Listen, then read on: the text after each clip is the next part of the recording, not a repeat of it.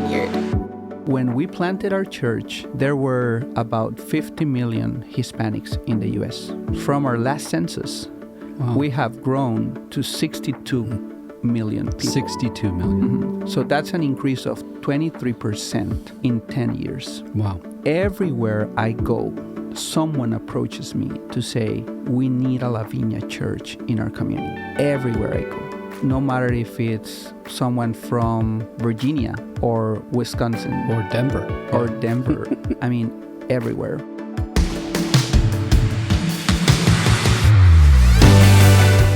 Welcome to the We Are Vineyard podcast, conversations to help us grow with Jesus and each other. In today's episode, our host, Jay Pathak, talks to Rubén Quintero, pastor of the Imperial Valley Vineyard in El Centro, California, and the leader of the Hispanic Association for Vineyard USA. Let's listen in.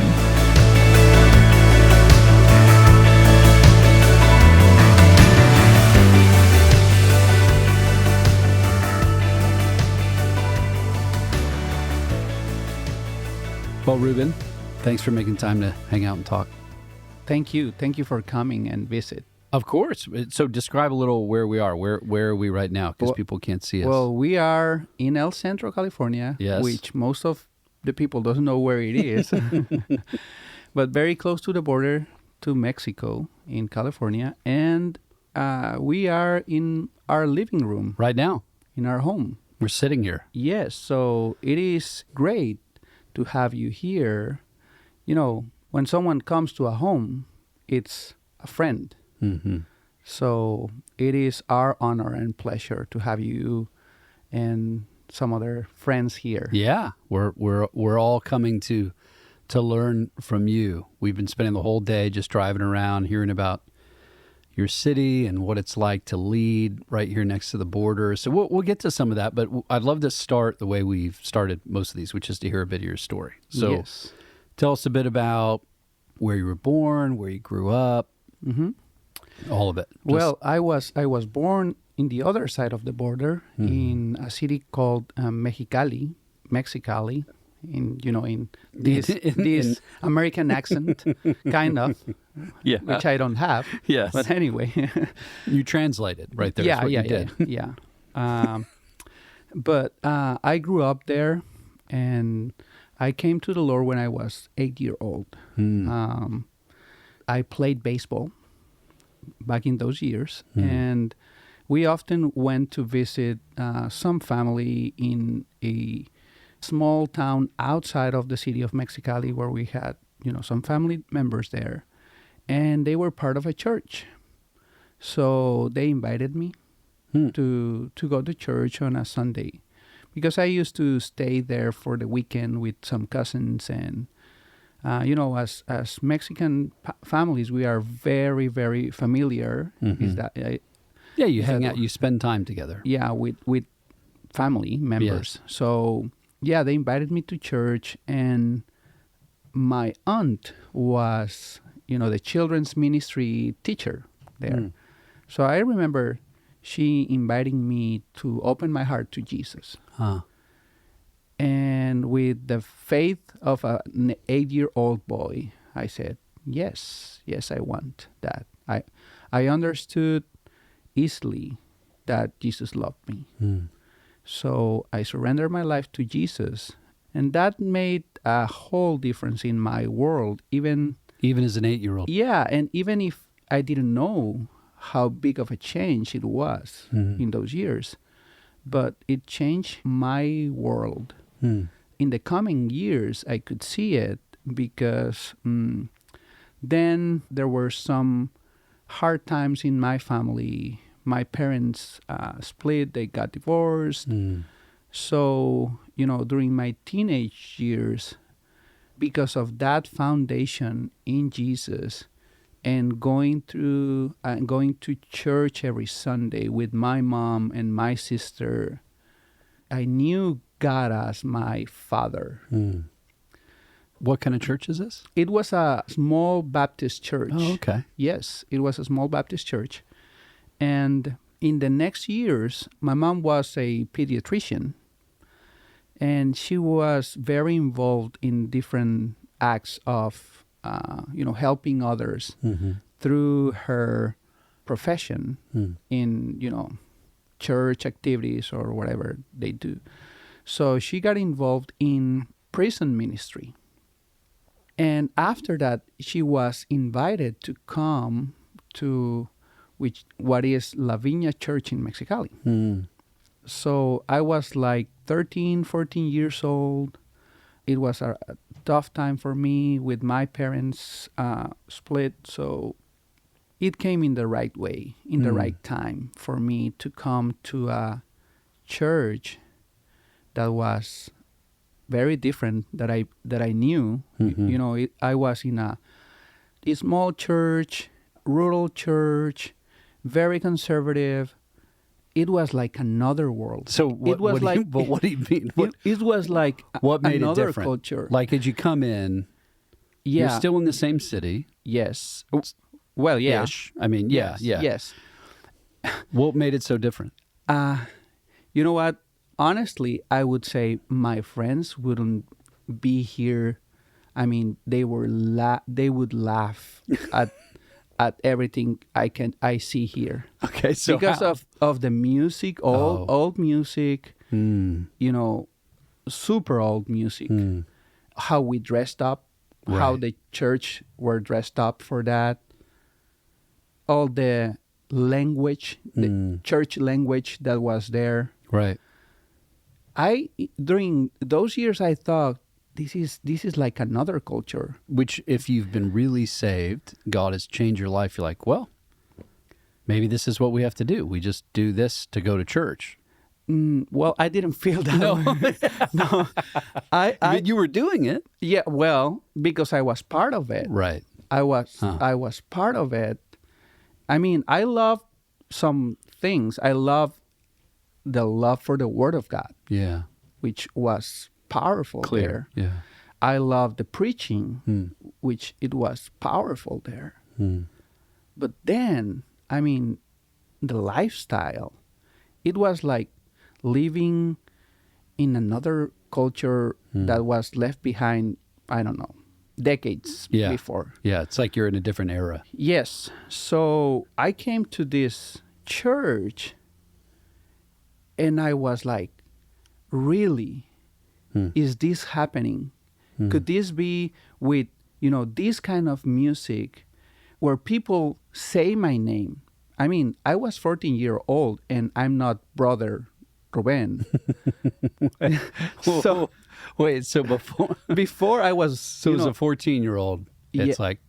Come on. Hola, brother Rubén. Hermano Rubén. Hermano Rubén. And I'm like... What? Yeah, what? I mean, no. So coming to this new church, it was like the real world, and that we could be Christians in a real world. Yeah. That was one of the most impactful. So people spoke normally. Oh, yeah. The music was like, oh, this is music I might even listen to. Yes, of course. Yes. Yes. They use instruments. Right. I mean, not only that guitar that, I don't know if someone tuned in right. Right. Yeah, exactly. So they're playing, it isn't like a rock band necessarily, but it's something you might listen to. Oh, yes. Yeah. So, and it was a different kind of preaching, which it was very applicable for my real life issues. Yeah. So. And that's like immediately. You notice all that immediately. Yes. And every bit of it's attractive. Like, wow. Yes. Yes. What if I just do this? And even it was a big church. So I was impressed. I didn't know that something like that exists. So it was a big change. Then during those years, my teenage years, I started being part of that church. And I would say that the youth group in that during that stage also helped me a lot to understand what God required from me, and I loved it. I mean, during those years, I learned that I could say, God, here I am, I'm yours. Like true worship, and I mean not just by singing it, but to meaning it, saying, God, I'm yours. Take me wherever you go, wherever you want me to go, I'll go. Or I understood how to be a disciple of Jesus, what implied to do that. So do you think your youth pastors knew the impact they were having on you? Like, were you one of those kids that was like telling them, thank you so much for how you're building into my life? Or was it more like that was all kind of internal? I think they knew. Yeah. I mean, they didn't know the outreach or in the long run, but from what I think right now, and with the years after that, I think they realized that they were investing in me and in a real good group of young people. Yeah. That they were seriously with God. In a big church, there's all kind of young men. I mean, lots of them. Yeah. So some of them that they are just going to see a girl or whatever, or their parents make them go. Yes. But you can identify who's seriously here. So they invested in me as in other young people. That's really interesting. Well, I only ask that because so many people that do like kids and youth ministry can start to feel like, is this really doing anything? Like they're distracted by girls or by wanting to play sports, or I can't tell, are they here just because their parents made them be here? But in the middle of all that mess, there's usually a few folks, and maybe more than a few, that their life is really changing. But it's kind of hard to tell sometimes. When you're like working with a group of kids, or, I mean, I did all kinds of youth ministry, and I bet you half the time I came home, I'd look at Danielle and be like, I don't know what that was. There was like farting and somebody threw a ball at someone else's face, and then some girl got broken up with and she was crying. And somehow in the middle of that, I'm trying to teach the Bible and pray for kids. But here's what's amazing, exactly to your point. Decades later, people will come up to me at a conference in the lobby of a church and say, I was in your youth group, and you did this one sermon that like changed my life. And I'm like, really? That just felt like so confusing that whole time. So I just wanted to ask quickly because I thought, so many people's stories are like yours, that their life change happened somewhere between 10 to 18, somewhere in there. That's their memory. Yes. Being encountered by God. And you know what's curious about this? They were missionaries coming from the U.S. I was in Mexico. Right. Okay. So they were missionaries coming from the U.S. From a vineyard church. To lead the youth group. They were from Boise, Idaho. Really? Yes. So it was so interesting. Right. And let me add something else. In Mexico, we are used to receive, short-term groups, missions groups that come to serve in our churches and do different stuff. So we had a bunch of teams. People were just coming through. Yeah. Doing random stuff. And I remember one time a group of people from the Boise, actually they were from another church in Boise, which was not the Vineyard. But they came, and after they left, some of our youth group guys said, what if we go to the U.S.? I mean, what they come and do here, we can do it here or wherever. What if we go there? And we went to our youth leaders and said, you know what? We are thinking about this. And they said, let's do it. So then you were a missions team. Yes. We were a 12 people group going from the Mexicali church to Boise, Idaho to serve for 1 week. Wow. In different places there. So that was like, people in the States, and you know Idaho, of course. Yeah. I mean, it's not LA. No. It's not where many Hispanics No. were. And I'm talking about that in the 90s. So Right.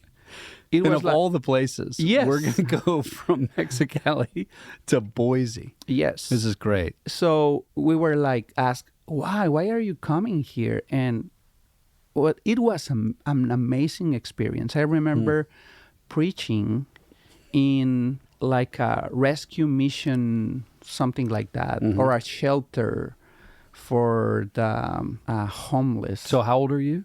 I was 19. 19. You're was- like, how about I go and preach at a shelter in Boise? Well, you know what they did, what our youth leaders did? They organized a group and they said, okay, you will never know when your time of preaching will be. Oh. So you got to be ready. Wow. So So you have a whole group of kids yes. just nervous the whole time. Yes. At any moment, At any moment, it's I'm your going to turn. have to teach. Yes. I love it. It's your turn. I love so for, every activity, we had to be ready. So we were in worship and they said, this is your turn. I love it. And that for me, I mean, that was a wonderful experience just to be able to preach in Spanish, then translate it to English to, men that lived in the street.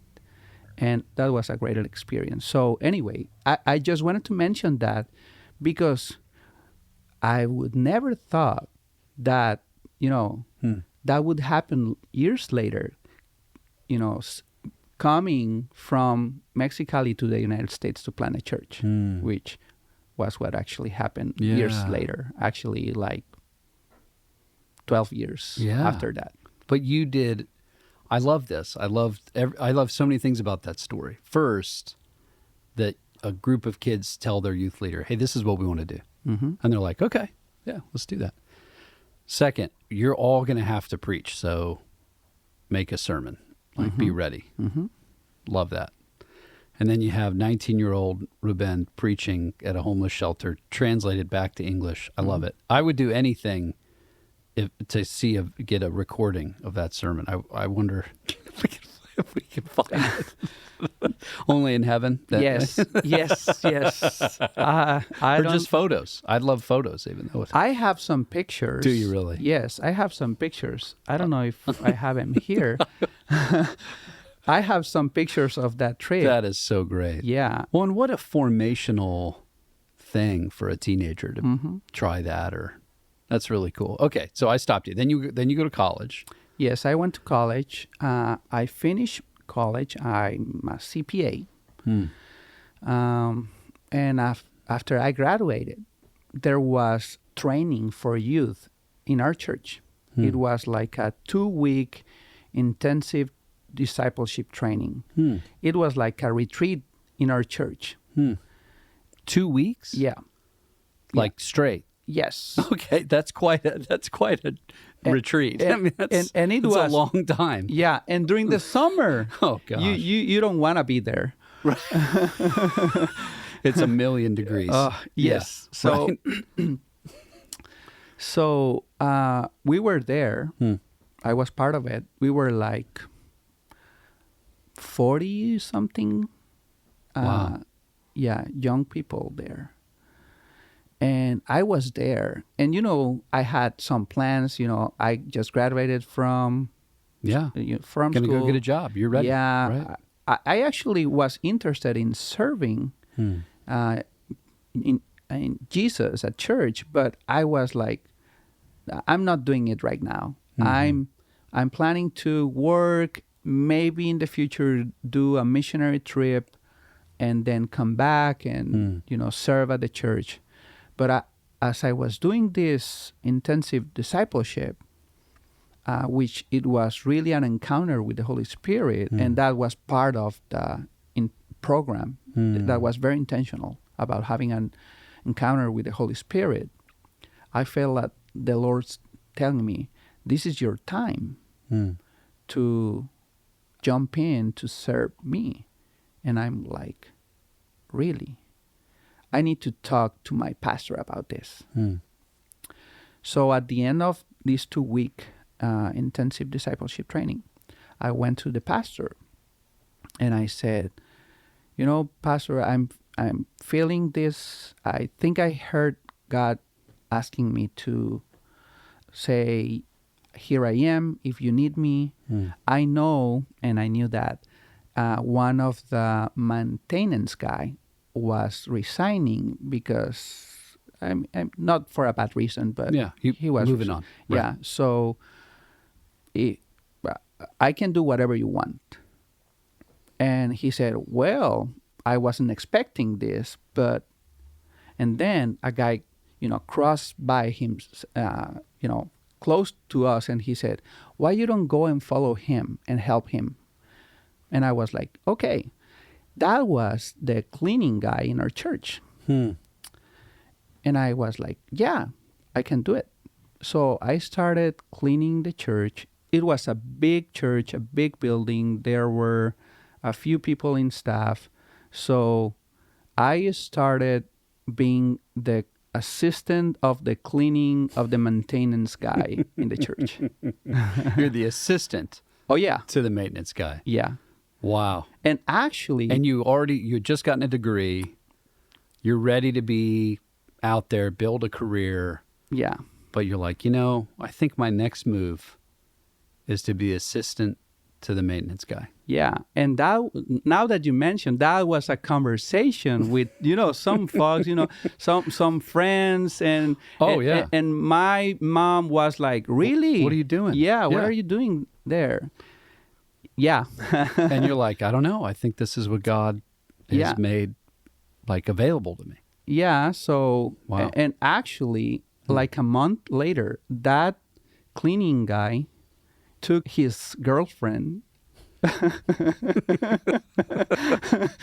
and just left. So now I was the cleaning guy. Big promotion. Yeah. Right. Big promotion. Now yes. I'm the facilities guy. Yes. I'm going to do it. Yes. So, of course, when I watch back, how formative were those 8 months that I was just every week cleaning every chair, restrooms, of course. Right. And I have some knowledge about that I don't want to share in these microphones, but okay. Well, that'll be the extra secret edition. Yeah. In the bonus section. Bonus section. Yeah. Ruben's thoughts on cleaning toilets. Yeah. Okay. No, you don't want to hear that. But you know what? That was a very formative phase of my life. How do you mean? Why was it so formative? I learned to serve the Lord when no one is watching me. I mean, I had to be there at church, early in the morning or late night when nobody's there. I learned to do what no one wanted to do. Yeah. I learned a lot just to be willing to do whatever it takes for him. A few months after that, the accountant of the church resigned. So you're just waiting in the wings. So once you got your foot in the door, people are just resigning and you're just taking you're just taking their spots. Well, yes, now that you said that, and you don't want to hear what happened. It just keeps happening. Oh, yeah. Yes. Wait, I do want to hear. No, you don't. I do. No. But what if I do? I do want to hear. Let's talk about the accounting. Okay. Let's do that first. We'll do that first, but I won't forget. Well, yeah, I can talk about that. Anyway, so the pastor comes to me and said, you know what? Another guy resigned. Yes. Why? You're a CPA. Yeah, you're a CPA. You're here. You have been working here. Why you don't ask the Holy Spirit to say if that's okay for you to work with us as the accountant? And I'm like super excited. Yeah. But, containing that excitement. Right. Because that was like a dream come true. Serving the Lord right. in a full capacity with my abilities. So, and he said, go and pray. You're like, and maybe I don't need to pray, right? But I will anyway. Yeah, and come back tomorrow, he said. Right. Because I need to you know get one soon. whole day to pray. Okay, good. So, yeah, so I started in 2001 working as an accountant for that church. So another set of knowledge is starting to happen, about church administration, right, organization, legal facts for the church, different things that you didn't know. I didn't know. You knew accounting, but yes. now you're knowing the whole administration of the church. Yes. Right. And it's a pretty large church, so it's a lot of moving parts. Mm-hmm. Yeah, we had employees. I had to fire employees. Oh, you're like, now you're doing it. Yeah. So it was on my 20s. So it was another formative experience. Yeah. Yeah, so then I learned a lot of things about ministry. Mm-hmm. Being with my pastor during those years was one of the best preparation for what I was going to be able to do in the future, which I didn't know. Right. Of course. But I was youth pastor in the next years. I was like the connection part or piece between some vineyard churches that come from the U.S., bringing teams. Mm-hmm. Now I was like the guy that organized the short-term teams coming to our church. So that's how I got connected to some vineyard churches in the U.S. And then another part of my story is that during that time, my mom was the evangelism and missions ministry director in our church. Wow. So I got involved in some training, missions training, and evangelism training. So I was part of that. But correct me if I'm wrong. I thought you said earlier that she was a pediatrician. Yes. So she had kind of stopped that career and now, did both. Yeah. Got it. She was doing both. Actually, she stopped working until she retired. So, yeah. She was part of the leadership team in that church, but doing, as a volunteer. Got it. Okay. So then you're doing that training, learning more things. Yeah, I did some training with some organization here in California. You know how God was preparing me for what was ahead, and I didn't even know. With all this formation and working at a church, well, I got married. That was the fun part, loving part. I got married. Then we have our oldest son. And we were thinking about, what if we plant a church? What if God is calling us to plant a church? Where would we do that? So we went to Spain to explore if that's where the Lord wanted us to go and plant a church.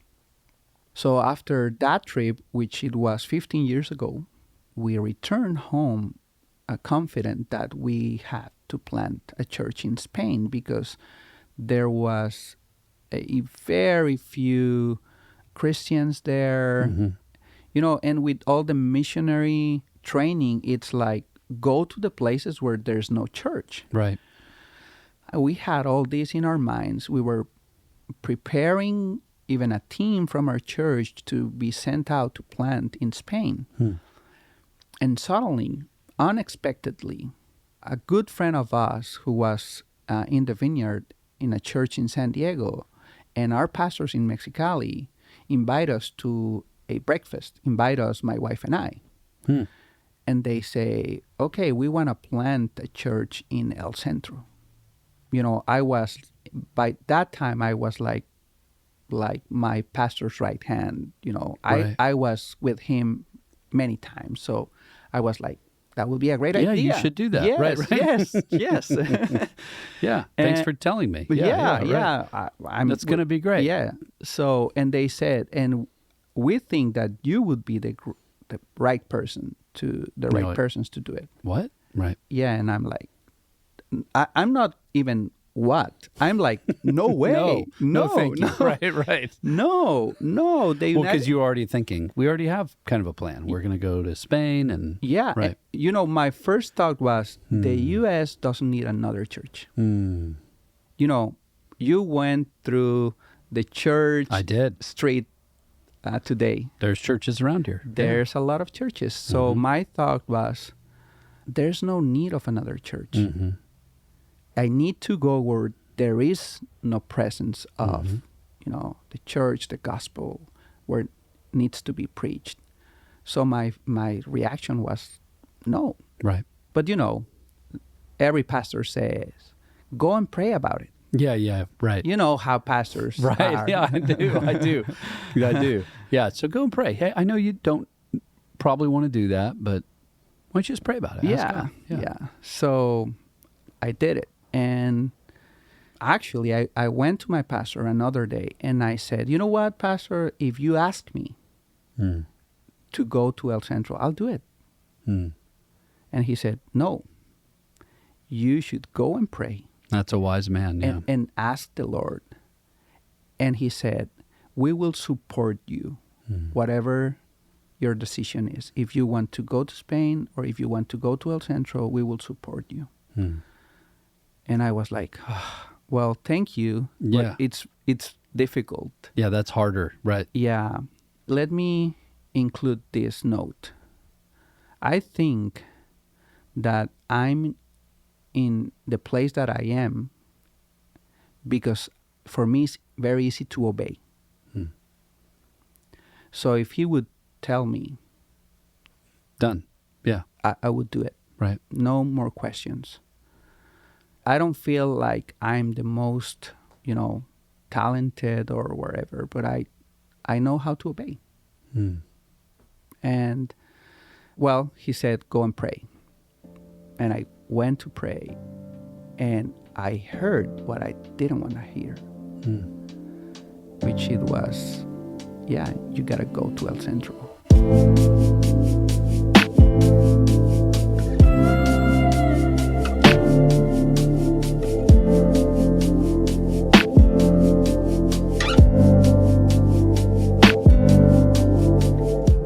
Have you been enjoying the We Are Vineyard podcast and have some questions you'd love to dig into from past episodes? The last week of March, we will be hosting a listener question episode with Jay Pathick and Caleb Maskell, the Associate National Director for Theology and Education for Vineyard USA. Send in your questions to podcast@vineyardusa.org, and maybe your question can be one we cover in this episode. More information is included in the show notes and on our social media. We'd love to hear from you. Also, as a part of our monthly recommended resources, this month, we're suggesting that everyone reads Managing Leadership Anxiety by Steve Kess. Later this month, we'll interview Steve to hear a deeper dive on this book and much more. Managing Leadership Anxiety is available through Vineyard Resources and wherever books are sold.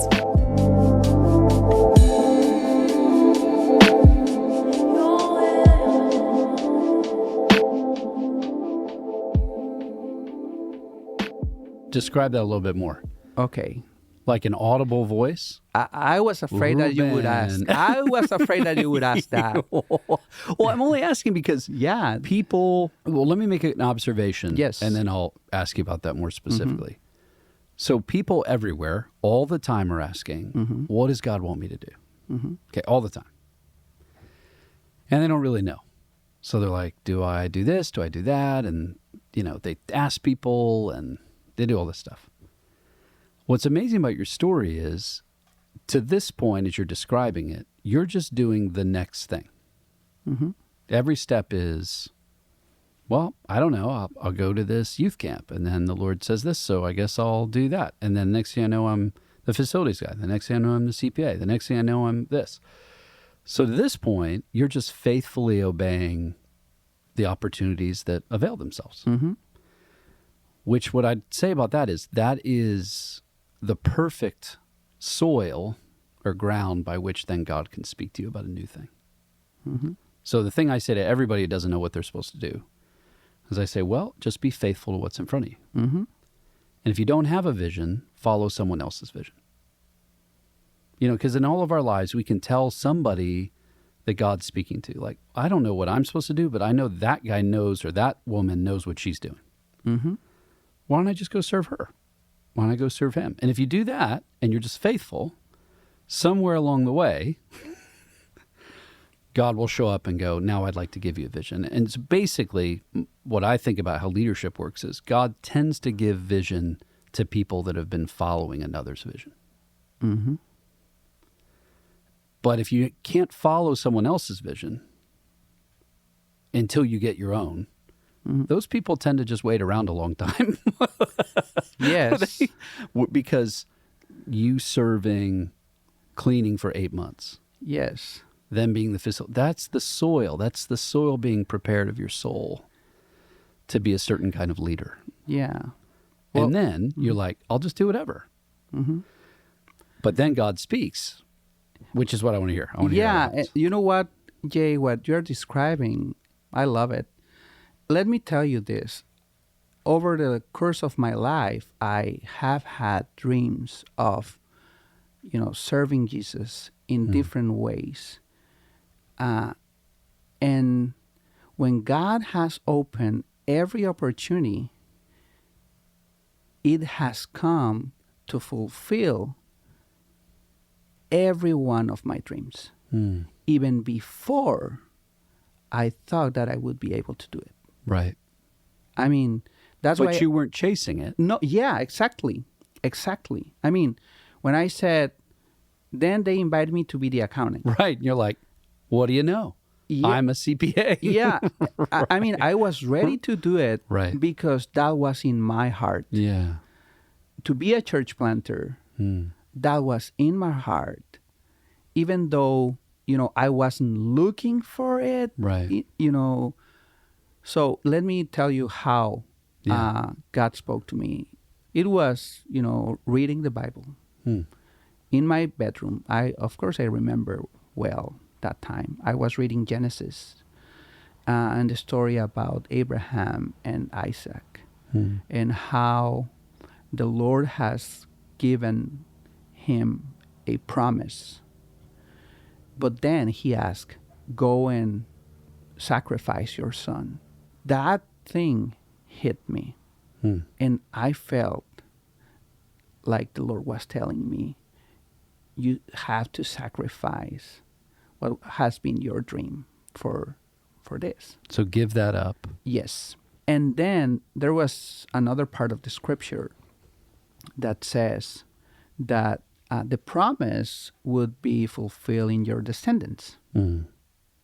And, I have talked this story with my children because what I believe is there's something in the future about what we were thinking about Spain back in those years. But the Lord would take care of that another way. Yes. Yeah. But anyway, I was so clear that he was telling me, give that up, go and do this thing in El Centro, and I'll show you later how it will. Wow. So it was difficult for me. Listening to that, I said, yeah, let's do it. So I went to speak to my wife and I said, yeah, you know what? The Lord is asking us to go to El Centro. And she was like, let's do it. And to be honest, I was almost 30 years old back then. And I remember saying this, Lord, I will give you the best years of my life, with energy, starting on the 30s. When I have energy and some experience and maturity, I will surrender that to you, and I will live in El Centro, and I will plant a church there, and I will, go and love that community. So I have been here for 12 years. 12 years. 12 years. So, that was how I was called to come to El Centro. And then we moved. We started all the immigration process, which is hard, which is scary. Yeah, which is scary, but we were blessed having the Vineyard Church and all the the work that had to be done, and the Lord's favor over us. Yeah. To go through it. And apparently it worked out. Here you are. Yes, we have been here for 12 years. Mm-hmm. We planted the church, and this is a very Mexican community. Yeah, so talk about that a little bit, because we did that today. Yes. That El Centro is right across the border from Mexicali. Mm-hmm. There was so much we learned today about how people live in Mexicali, come over here and work, and then the other way around, and then they'll just come home. So in one sense, it's like a whole city that's crossing over a border. Yes. Like a border in the middle. Right. Of, sister cities. That's how the mayor called. Sister cities, yeah. Yeah, there's a great interaction between the cities here in the Imperial Valley, which El Centro is one of them. And we planted with some people that were living in the U.S. but attending the church in Mexicali. Church in Mexicali, yep. So, and that's often too. I mean, not only for, work. There are many people that live here, go to church in Mexicali, or the other way around. Well, we went to have lunch today. Oh yeah. We did. Yes. We had amazing Chinese food in Mexicali. Yes. Last night we were talking about lunch. And you said, would you like tacos or Chinese food? And I thought the obvious answer was tacos, but that was not the obvious answer.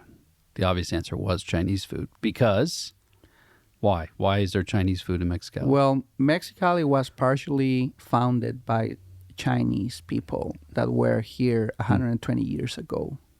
So there's a big Chinese community. Yeah, there. A big one. And it was really, really good food. Mm-hmm. So you have all these little mixtures. You have the U.S., Mexico, two cities that are sister cities, or really a bunch across the U.S. side. Mm-hmm. And you're pastoring in this sort of like in-between place of all of this, having been from the Mexicali side. Mm-hmm. It's such an interesting calling, because like even in what you're describing now, you described how you were an accountant and then you became all these things God lined up for you. Mm-hmm. You are uniquely created through your own stories and your own gifts to be this exact kind of pastor.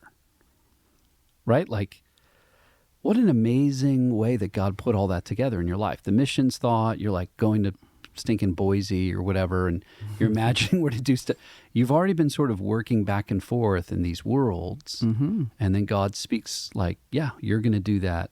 I want you to plant a church. Talk a little bit about what the challenges are, what's unique and fun about that. Talk about being a pastor in this city. Well, it's fun and it's hard. Okay.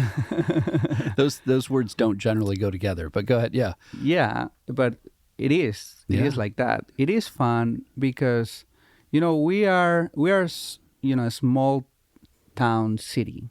So what I discovered after coming from a big city in Mexicali, here everyone knows each other. Right. Yeah. I mean, driving around, you kept pointing out people in your church, like, look, that car over there, they're driving. That's one of our leaders. Yeah. You know what? The first time that we came here, we went to Walmart, and I said to my wife, when we come to Walmart and we say hi to people that we know, we belong to this community. So, and that happened like after 2 or 3 years. Instantly. I mean, yeah. Yeah. So that's the fun part. I really love, that my children are growing in this, small town, safe, because it's very different from Mexico. I mean, there are differences. Even though we are like the same people, we are all related. We all have family in both sides of the border. But there are differences. And I always say that we have the best of both countries. So we have here the safety, so our children can grow, in a safe environment.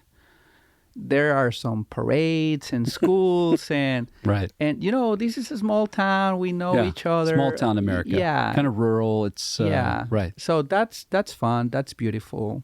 On the other side, it is hard because once that you know many people, and now I know that that not everybody likes me. So some people don't like you, you, Rubén? Even I. I mean, you're like a nice guy. Like, well, I know people don't like me. Yeah. But I know why. But you were like well, maybe it's by the same reason. Yeah. So after a few years, some people don't like me. Right. And so... And then you can't get away from them. They're there. Yeah. It's a small town. Yes. So so that makes it difficult sometimes. Mm-hmm. That's not the main challenge, but that is part of the challenges. Because there are so many churches here, so there's not like a great commitment, I would say. Yeah. To some churches, it's so easy to move from church to church. I would say that that's one of the challenges here in this area. On the other side, yeah, we can serve a lot of people, and that's something that I really like. Well, and we've been talking about this all day, and it was interesting talking to you. You know, we're standing by the wall, you know, the fence really, but it's kind of like a wall and a fence, barbed wire wrapped all around it, and you're telling us about how people try to climb over. And I mean, is that 20 feet tall? I mean, it's tall. Yeah. At least 20 feet. Yeah, I think it was. And more. there's border patrol folks everywhere, and you know, we prayed for a while there and asking God to give you favor and bless this place. Yeah. But in a very real way, a lot of the United States are thinking about places like this. You know, from the previous administration, the election, this was in the press, it felt like daily for a long time. With the huge group that came up from Central America, you were showing me where they'd built barricades and we're trying to figure out what to do with those folks. So you're in the middle of like a hotly contested, intense set of conversations all the time. But what was interesting talking to you is you were like, yeah, I guess we're just kind of used to it. You know, like you know, yes. I've grown up here. This is just kind of how it is. I mean, we're going, man, this wall, and then you're walking through these lines to get through, and there's, you know, people who aren't Mexican who are on, you know, the Mexico side that are hoping to get in, but they're really just kind of stuck in no man's land. You're like, yeah, well, we have a ministry that helps serve the homeless here, and we do this, we do that. So in some ways, it's all sort of normal to you because this has been your life, and this is where you do ministry. But it's a really, to your point, it's an intense place where there's a lot of need. Yes. People show up in this environment because they're desperate. They're trying to get into this country. And yet, because it's been your life, it's like, yeah, this is what we do. Yeah, and you know, now that you say it like that, you know, I think about human trafficking. Yes. And it's here. It's common here. And maybe we are so used to it that we are like, okay, yeah, it is there. The authorities are going to do something about that. And, and we do something about that. But that is going to be there, you know, year after year, president after president. I mean, this is part of our lives, you know, and I think you or someone asked about drug trafficking, and we were like, oh yeah, this house could have a tunnel to the other side of the border. Exactly. And oh yeah, it could be, you know, all those things, we are so used to it, and maybe that's bad. Well, I don't know. Rubén, I'm not saying that. I don't think that's true. And let me tell you why. I mean, you're a part of a big family. We're the Vineyard. And what's complicated is the way that we understand these things is through like the news. Like whatever news station we prefer. Yes. You know, Fox, CNN, something in between, something more extreme. I don't know. It's hard to know what's more extreme than those two at this point. But, you know, we know that from like an educational, maybe from movies. You know, there's some movies that kind of dramatize what's happening. But I was really struck today praying for you as we were praying together and just realizing like everywhere in the world where there's real pain, there's God raises up people to serve and to live in the middle of it. And not in sort of a heroic, like, I put on my cape every morning and, you know, but in a like day-to-day way. Like these are my people. This is my place. This is where God has stationed me. And it does my heart so much good to know that a man like you has been raised up for a time like this in our even nation's history, where this is an intense set of conversations. As a man who loves the Lord and is the vineyard. Like, we are you and you are us. Yes. I feel really honored to serve the people here, you know, because as I said during the day, these are my people.